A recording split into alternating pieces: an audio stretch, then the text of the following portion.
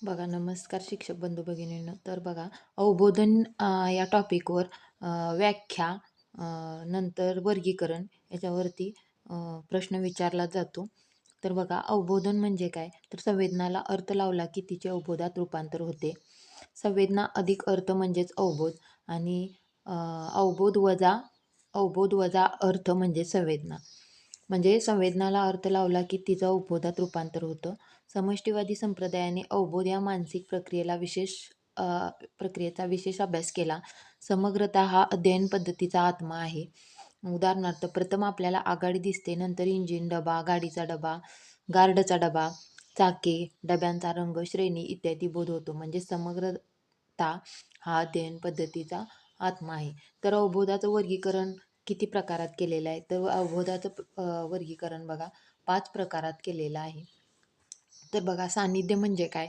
तर सोबतच्या आकृतीत 3 ठिपक्यांचे 5 गट आहेत.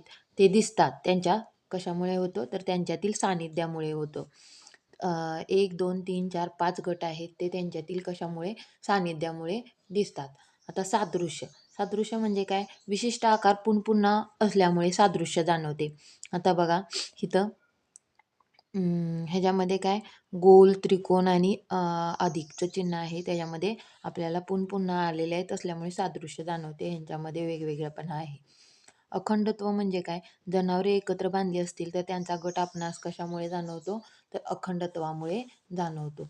अखंडत्व म्हणजे काय?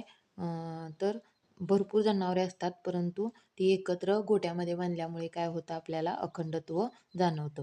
आता समावेश म्हणजे काय?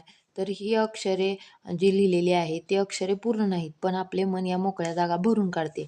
म्हणून ते अक्षरे आपणास काय दिसतात? पूर्ण दिसतात. आता हे डॉटनं दाखवलेत, पण आपलं मन काय या रिकामा जागा भरून काढतं. म्हणजे ह्याच्यातील कशामुळे? तर समावेशामुळे.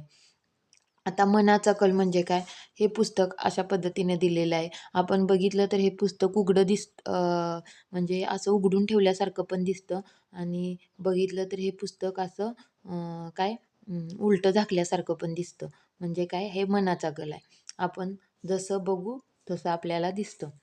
तर अशा पद्धतीनं अखंडत्वाचं वर्गीकरण 5 प्रकारात केलेलं आहे. त्याच्यावर आता आपल्याला इथं प्रश्न आलेला आहे बघा. मानसशास्त्रामध्ये एखादा उद्दीपक अपूर्ण असेल तर त्याला पूर्णत्व आणण्याचे काम मज्जासंस्था करते. उदाहरणार्थ काय? ई-डी-एन यामध्ये गाळलेल्या भागाचा विचार न करता आपल्याला पूर्ण अवबोध होतो. म्हणजे आता इथं गाळलेला भाग आपण इथं बाजूला काढून घेतलेले आहेत. तर त्याचा काय होतो? पूर्ण अवबोध होतो. हे अवबोधाच्या खालीलपैकी कोणत्या तत्वामुळे घडते? हे